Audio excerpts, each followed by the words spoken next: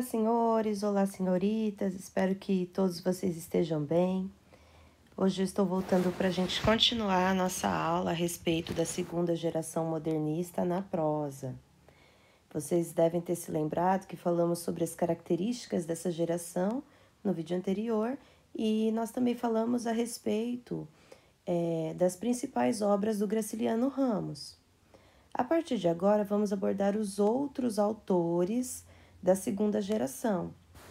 Nós começamos aqui com José Lins do Rego. José Lins também é representante do Nordeste nessa segunda geração, que é regionalista, né? E ele vai descrever com muita propriedade aquela região. Dentro das suas obras, que são muitas, nós temos como as principais Doidinho, Banguê, Fogo Morto e Menino de Engenho, que já foram essas duas últimas, né? Várias vezes obras de vestibulares. Eu vou destacar aqui pra gente Fogo Morto, que vai falar um pouquinho a respeito do engenho Santa Fé, um engenho muito importante no Nordeste. No entanto, esse engenho, que era do sogro do Coronel Lula de Holanda, ele passa para as mãos do Coronel Lula quando ele se casa, né, com a sua esposa. E o sogro sempre ficou por trás, porque ele sempre quis para sua filha um homem que fosse à altura dela, da educação esmerada que ele tinha dado para ela. E ele não encontra ninguém na região que tivesse tamanha educação. No entanto, quando o Francisco Lula de Holanda, Chacon, se aproxima da moça, a moça começa a gostar dele, gosta da finesse dele, e o pai dela também aprova o namoro. Só que com o tempo, depois do casamento, o pai começa a ver que o Lula não era muito dado ao trabalho no engenho, que ele não tinha muito jeito para coisa e nem queria ter. Depois da sua morte, né, o engenho passa para as mãos de seu Lula. E aí o Coronel Lula começa a liderar o engenho com mão de ferro. Os escravos passavam por torturas cruéis, assim, desnecessárias. Muitas vezes ele sentia um certo prazer em mandar castigar os escravos. Tinha alguns feitores que eram também muito cruéis. E com isso, a fama dele na região vai cada vez mais caindo, né? O engenho começa a ir mal das pernas, começa a declinar. A esposa dele, a Dona Estela, faz tudo o que pode para cuidar da casa, das coisas, cria galinhas, vende ovos às escondidas para manter, né, o nível de vida. E enquanto isso, o Coronel Lula fazia tudo, mas não perdia a pose. Podia estar acontecendo o que fosse dentro do engenho, que ele continuava saindo pela cidade no seu cabriolé e fazendo... O cabriolé era um carro, viu, gente? Um carro puxado por animais que era muito chique na época, né? E ele não descia do salto por nada, estava sempre andando no seu carro. E as pessoas passam a vê-lo como uma pessoa muito ruim, né? Ele não permite que a sua filha, por exemplo, a Neném, namore com um moço de quem ela gostava, que era um moço simples da cidade, porque ele achava que não estava à altura, né, da família Chacon. Então, as pessoas passam a vê-lo como uma pessoa muito ruim. Tanto que quando acaba a escravatura, os escravos vão todos embora. Ninguém fica no engenho, ninguém quer ficar, mesmo pagando. Todos vão embora. E aí, realmente, o engenho, que já não estava indo bem, entra em decadência.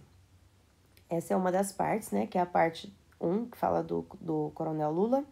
A gente também vai ter uma outra parte que fala sobre o mestre José Amaro, que era um celeiro, um artesão da região. Ele vivia nas terras do Coronel Lula, mas eles tiveram um desentendimento e ele disse que não trabalhava mais para o coronel, que ele trabalhava para quem ele quisesse, porque ele era um homem branco e livre e se orgulhava muito disso.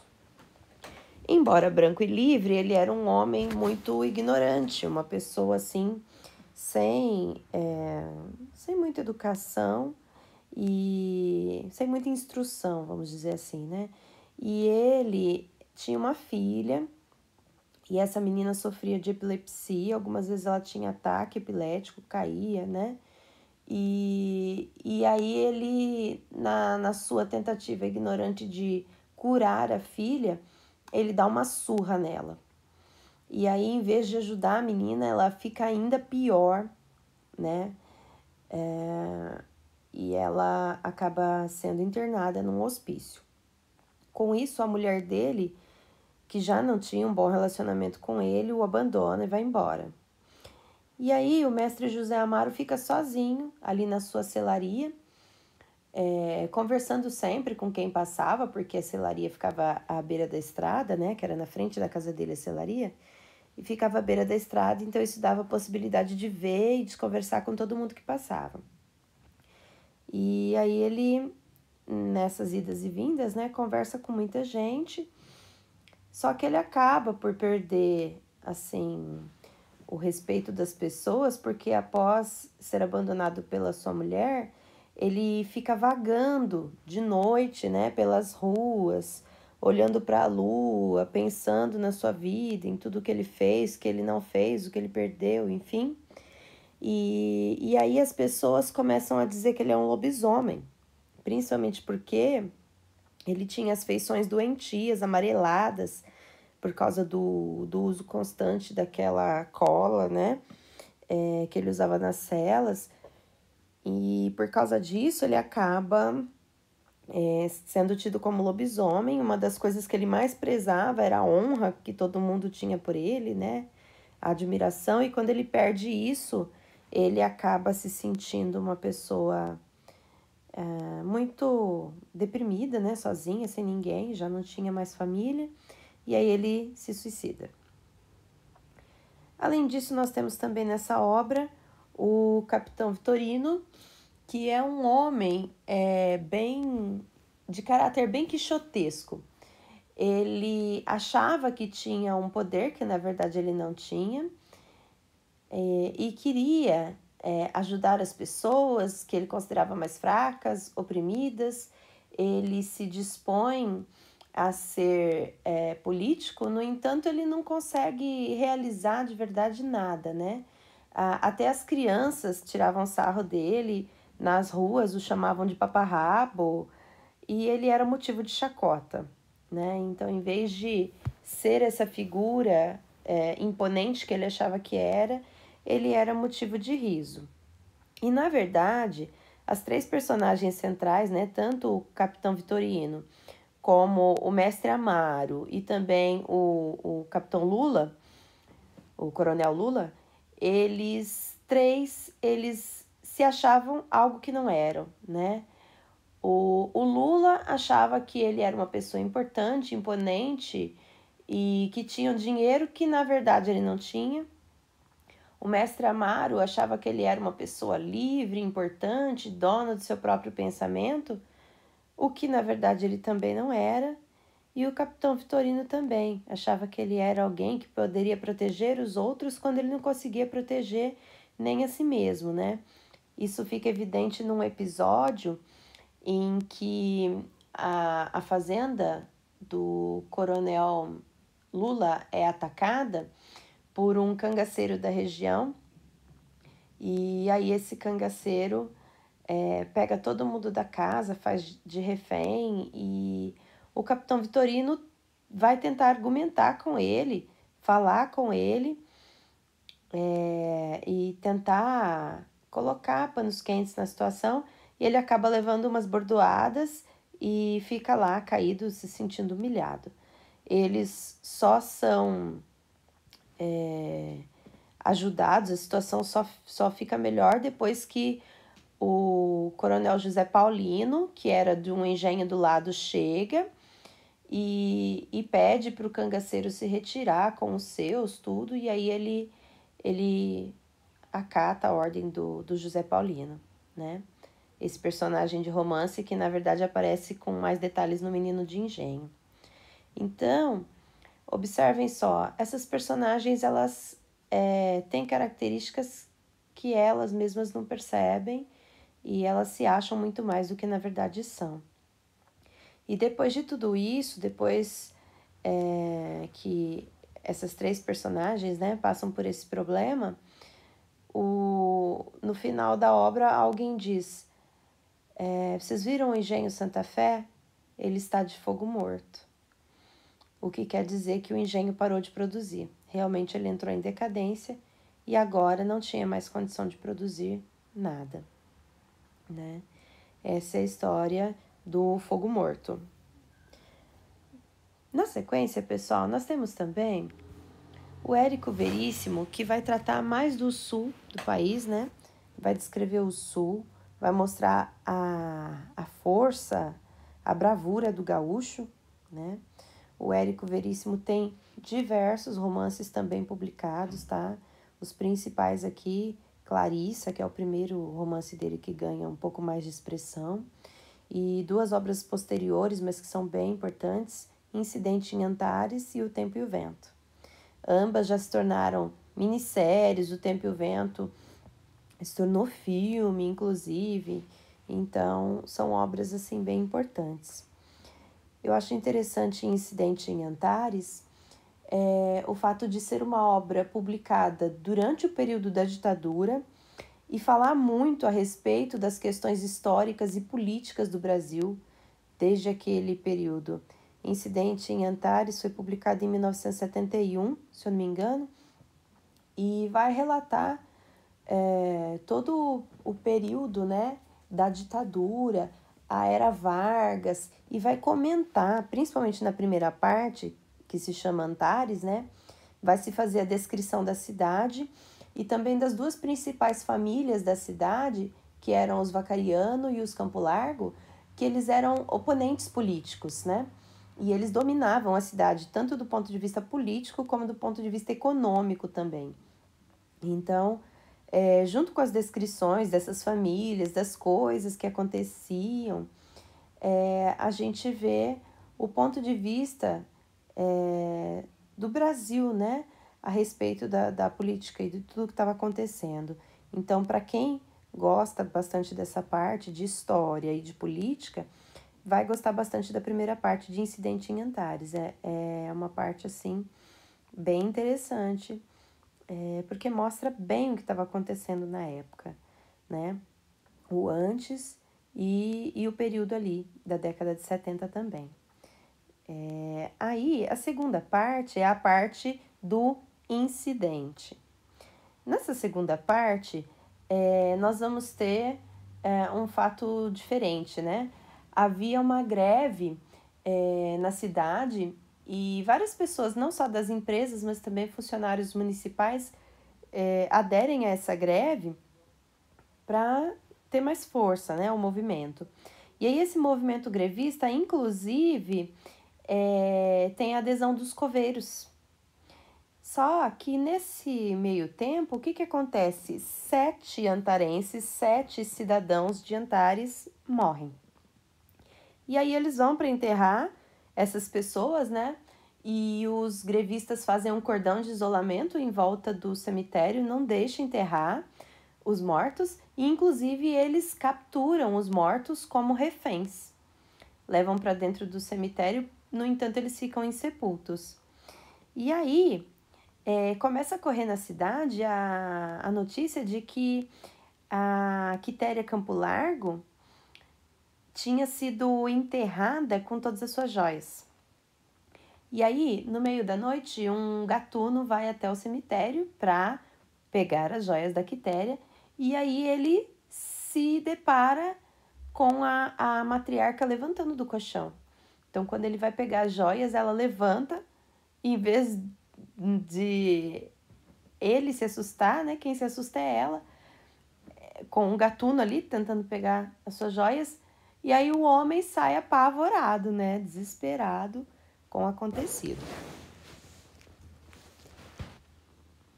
Ai, que vontade de espirrar, gente. Desculpa aí. O que acontece, então, na sequência? A Quitéria vai e abre os caixões dos outros 6 mortos, né? E fala para eles, o que aconteceu que a gente não foi sepultado, né?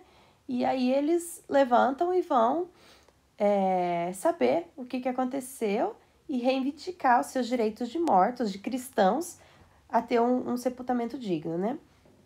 E a partir daí, eles combinam o seguinte, eles combinam de visitar as pessoas da sua família, se despedir delas, e alguns por afeto, outros por desafeto, e eles combinam de se encontrar ao meio-dia, no dia seguinte, né, no coreto da cidade.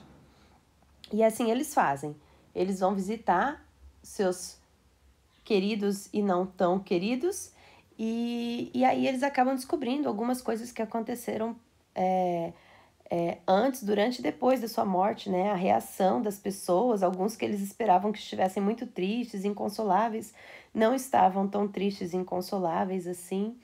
Alguns, com isso, vão ajustar contas com alguns desafetos e a situação começa a ficar apavorante para alguns vivos, né? Ao receberem a visita dos mortos. E aí, depois disso, eles se encontram no dia seguinte, ao meio-dia, no coreto da cidade. Os seus direitos de mortos não são atendidos, não queriam sepultá-los. E aí eles decidem que eles vão ficar apodrecendo em praça pública. Já que vocês não querem nos enterrar, nós vamos apodrecer em praça pública. No entanto, as pessoas começam a ficar revoltadas com eles, onde já se viu fazer isso, né? E aí, o que eles fazem? Eles dizem, a gente está incomodando vocês? Nós somos podres porque morremos? Tem muita gente viva que é mais podre do que a gente. E aí eles começam a falar os podres de um monte de gente importante da cidade. Com isso tem uma onda de divórcios, porque né, eles começam a contar quem que tinha amante, porque dentre esses mortos, havia mortos de classes sociais diferentes, né? Uma das que morreu era a Erotildes, que era uma prostituta, então ela começa a contar quem eram os ilustres da cidade que eram amantes dela. O mais importante advogado da cidade, que ajudava aqueles que sonegavam os impostos, ajudava, né? Ele sabia de todas as trapaças de todo mundo, ele começa a contar e vira um furdunço na cidade, né? Até que as pessoas começam a ficar revoltadas com os mortos, começam a jogar coisas neles e eles veem que não vai ter jeito. O que eles podiam fazer, eles já fizeram. Então, eles resolvem se recolher ao cemitério e esperar lá o momento de serem sepultados, né? Depois disso, em virtude do que aconteceu, há uma invasão de ratos na cidade, há também uma tempestade muito grande. Alguns jornalistas chegam à cidade para constatar o que eles tinham ouvido falar dessa história dos mortos insepultos, mas nesse momento eles já tinham se recolhido ao cemitério, então fica aquele dito pelo não dito, e as autoridades negam com todas as forças que aquilo tinha acontecido, porque ia ser ruim para a cidade. Aí alguns começam a dizer que essa história foi inventada para promover uma feira de agricultura na cidade, enfim. Vira uma bagunça e depois de um tempo, ninguém ousava mais falar no incidente, certo? É uma obra muito interessante porque, por um lado, ela tem esse fundo histórico da primeira parte, né? A primeira parte é bem tradicional, assim como os romances históricos são. E a segunda parte tem esse realismo fantástico, né? Aquela coisa inacreditável que você olha e fala, não é verdade que estava acontecendo isso, né? E isso retrata bem, porque a questão dos mortos-vivos tem uma relação meio que simbólica com o que acontecia na sociedade brasileira, né? O fato de muitos vivos se fingirem de mortos diante de situações inacreditáveis, né? como a questão da ditadura que estava acontecendo e as pessoas fingiam que não estava acontecendo nada. Então, é uma obra, assim, muito corajosa no período em que ela foi escrita, diante de censura, diante de tudo isso, é uma obra bem interessante para se ler e analisar, certo? Bom, continuando aqui, pessoal, nós também temos o Jorge Amado, que vai descrever mais especificamente a Bahia, né? Muitas são as obras do Jorge Amado, pessoal. Dá para fazer uma estante só com livros do Jorge Amado. Aqui eu destaquei, né, 4 das obras bastante conhecidas, né? Terra do Sem Fim, das primeiras obras dele. Capitães de Areia, que tá nos vestibulares aí há alguns anos, agora que saiu novamente. Gabriela Cravo e Canela, que já se tornou novela, filme, série, etc., né? Tendo a última versão aí que eu me lembro com a Juliana Paz.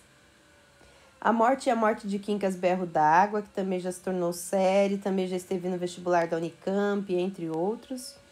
Né? Então, são muitas as obras do Jorge Amado. Falando um pouquinho sobre Capitães de Areia, nós temos nessa obra uma mistura de ficção e realidade, né? A obra começa com recortes de jornal. Nesses recortes se falava a respeito dos capitães de areia, que eram um grupo de meninos, né? Que vivia na região praiana, ali da cidade, e que acabavam praticando pequenos furtos, né? Esses meninos eram jovens abandonados, na maioria por suas famílias, ou que tinham perdido os familiares por algum motivo, e eles passam a viver num barracão, né, que eles chamam de trapiche, ali na praia, barracão abandonado ali na praia. E havia ali por volta de 50 crianças. E esse grupo de meninos era liderado, se é que se pode dizer assim, pelo Pedro Bala, que é um dos personagens principais, né? O Pedro Bala teve seu pai morto, o pai dele era um grevista, era, assim, adepto, né, dos movimentos proletários, e aí ele morre, o menino fica órfão, vai morar nas ruas com 5 anos, e aí ele depois passa a liderar o grupo dos Capitães de Areia. Nós vamos ter diversos personagens aí, né? Tem alguns que eles vão destacando ao longo da narrativa. O professor, que era um dos poucos que sabia ler, e por isso ele lia a história para os outros meninos, e também às vezes inventava histórias baseadas nas coisas que ele lia. E por trás de todos esses meninos a gente vê que eram só crianças, na verdade, né? Crianças que não tiveram a chance de ser crianças. E eu acho, assim, muito bonito ir percebendo isso neles, né? Apesar de todos os problemas, de todas as coisas erradas que eles acabavam fazendo, é importante a gente observar que, no fundo, eles eram crianças, né? Jovenzinhos que foram forçados a amadurecer. Aí a gente vai ter também outras personagens, né? O Pirulito, que era extremamente religioso, que gostava muito do padre, que visitava sempre os meninos e procurava ajudá-los no que podia. São vários, né? O Sem Perna, que era um dos que eles usavam para nos assaltos, assim, porque como ele era manco de uma perna, então ele ia até as casas, pedia ajuda, pedia se eles podiam ajudar com alguma coisa e tal, e nisso ele observava tudo que tinha dentro da casa e falava para os capitães de areia, e depois disso os capitães de areia iam até a casa para roubar o que eles achavam de interessante, né? São vários os meninos, várias as descrições. O grupo era composto praticamente por meninos, mas depois de um surto de varíola que tem na cidade, um dos capitães de areia acaba sendo internado, né? E chegam mais 2 jovens ao grupo, e sendo que desses 2, um era uma menina, né? A Dora. A Dora e o seu irmão perdem os pais por causa desse surto de varíola, e aí eles passam a viver com o bando também. Vários dos capitães tentam se relacionar, né, amorosamente com a Dora, mas o Pedro Bala não deixa, e ela passa a ser vista depois de um tempo como meio que a mãe do grupo, né, porque ela era um pouco mais velha, e aí eles a veem como meio que mãezona, né, de todo mundo. Mas depois de um tempo, ela e o Pedro Bala se envolvem, né, afetivamente, e depois de um assalto que eles resolvem fazer, alguns dos capitães são presos e para evitar que eles fossem para a prisão, o Pedro Bala e a Dora acabam se colocando na frente, né, do grupo, os outros acabam se livrando e a Dora e o Pedro Bala que são presos, só os dois. Aí os capitães conseguem livrar o Pedro Bala do reformatório, eles vão atrás da Dora e conseguem libertar a Dora também, só que a Dora já estava bem doente e aí ela, depois de uns 3 dias com eles, ela morre, né? E aí cada um dos capitães acaba tomando um rumo diferente, né? O Pirulito, que era muito religioso, vai viver com o padre para tentar se tornar sacristão, enfim, levar uma vida religiosa. O professor, ele é levado por um jornalista, se eu não me engano, do Rio de Janeiro, para lá, para poder... Ele começa a pintar e passa a pintar os meninos da Bahia. O Pedro Bala abandona a liderança do grupo para entrar nos movimentos grevistas, né, os movimentos proletários e tal, e passa a viver né, no meio desses movimentos proletários. O Volta Seca, que era um outro jovem que admirava muito o Lampião, consegue entrar para o bando do Lampião. Depois de um tempo ele acaba sendo morto também. Então, são vários os desfechos, né, dessa história.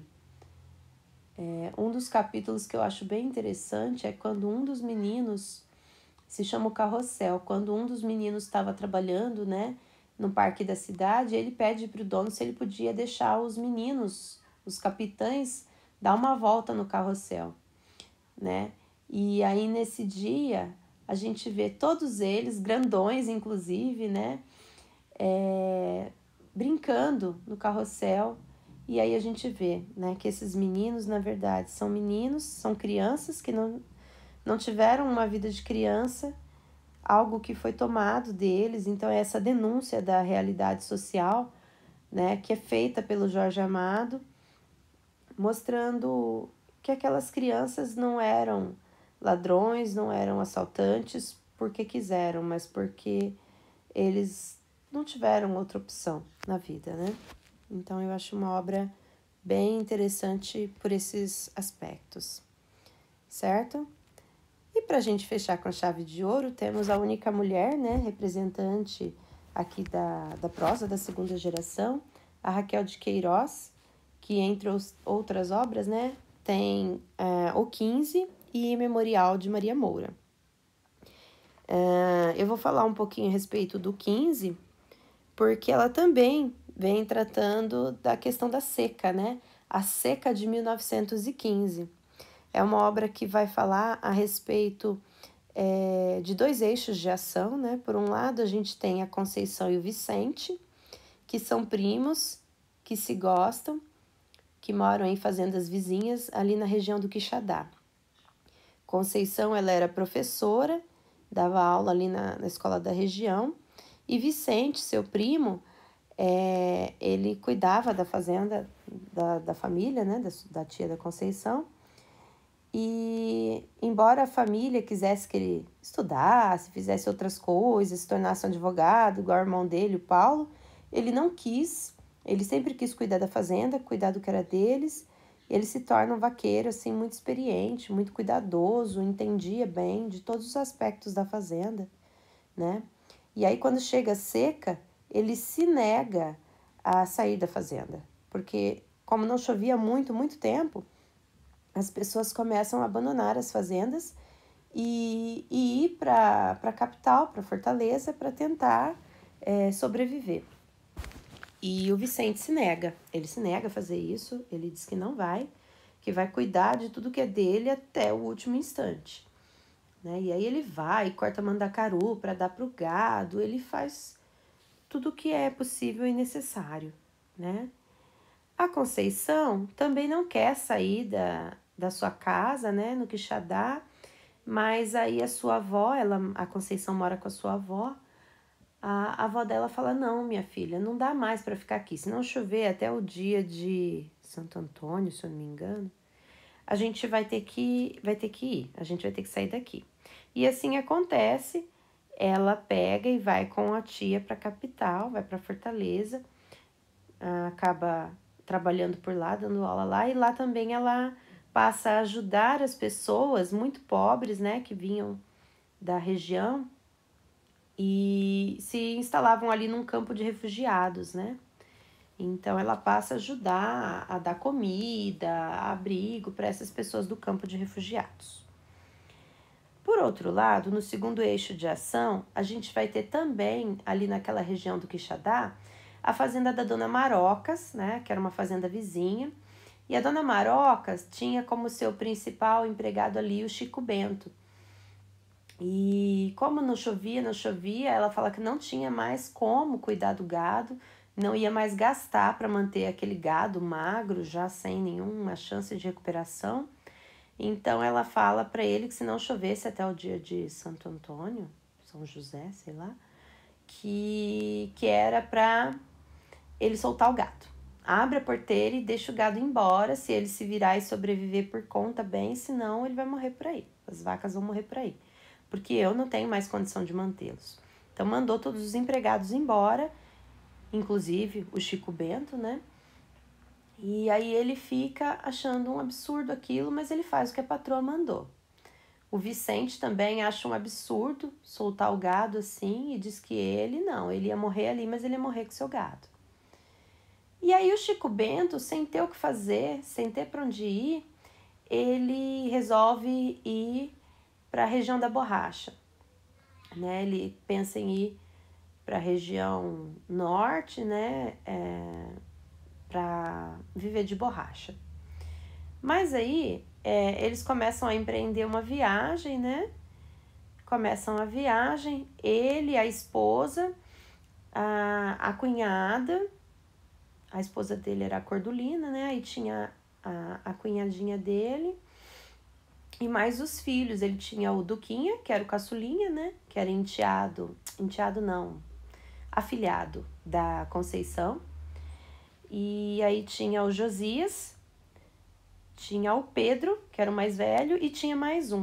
Então eles tinham 4 filhos.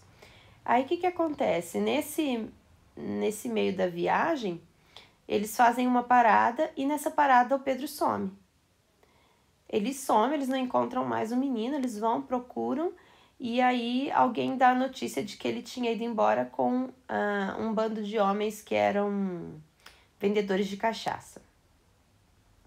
Aí, em uma das paradas também, em uma das cidades, a irmã da Cordulina, ela encontra um emprego, né, para cuidar de criança, para olhar a criança, e ela acaba ficando, porque ela disse que não queria ir embora. Então, ela abandona o grupo também.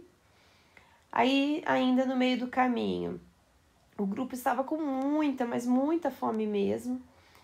E eles não tinham muito o que fazer, não tinha mais nada para vender, para conseguir comida. E aí o que eles fazem? Eles pegam e o Josias, que era um dos filhos do meio, o Josias encontra umas mandiocas e come essa mandioca brava crua.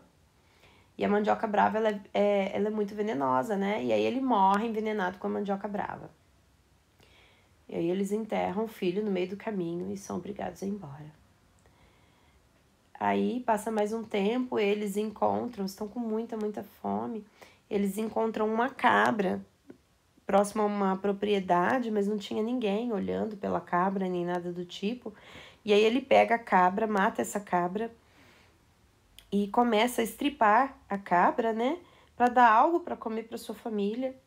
E aí vem correndo e gritando o dono da cabra, tentando ofender, né, o Chico Bento de todas as maneiras que ele podia, e aí o Chico Bento fala para ele que ele só estava tentando dar algo para comer para a família dele, que eles não estavam viajando, que eles não tinham nada. E o homem, sem nenhuma piedade, arranca somente as tripas, né, da cabra e joga para eles. E aí ele ali estava com a faca na mão, que ele tinha acabado de abrir a cabra, mas ele não tem coragem de atacar o homem. Porque, na verdade, ele era um homem trabalhador, honesto e incapaz de matar alguém, nem que fosse para cuidar da família, né? E aí ele pega aquelas tripas de cabra e vai limpar aquilo para poder cozinhar e dar aquilo para a família.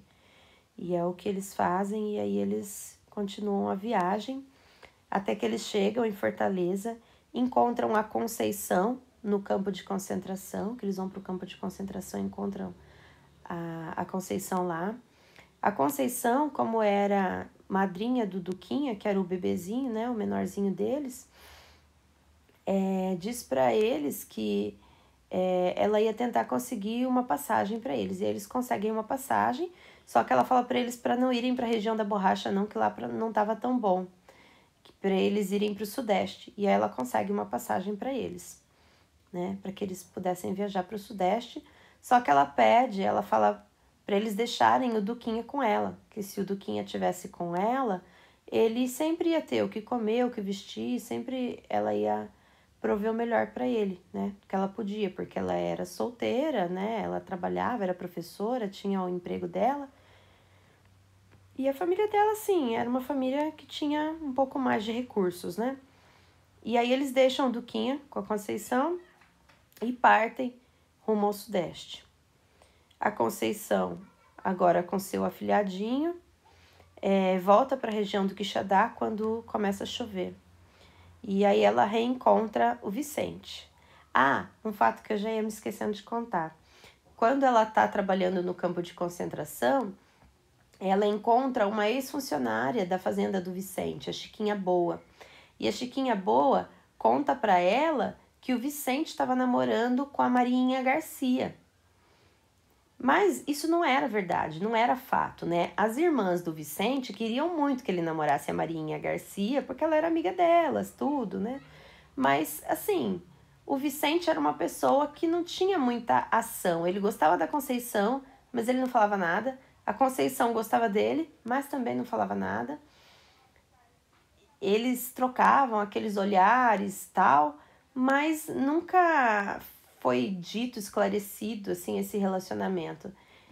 E aí, quando ele encontra, numa das viagens que ele faz para a capital, ele encontra a Conceição, eles têm meio que um arranca-rabo, assim, né?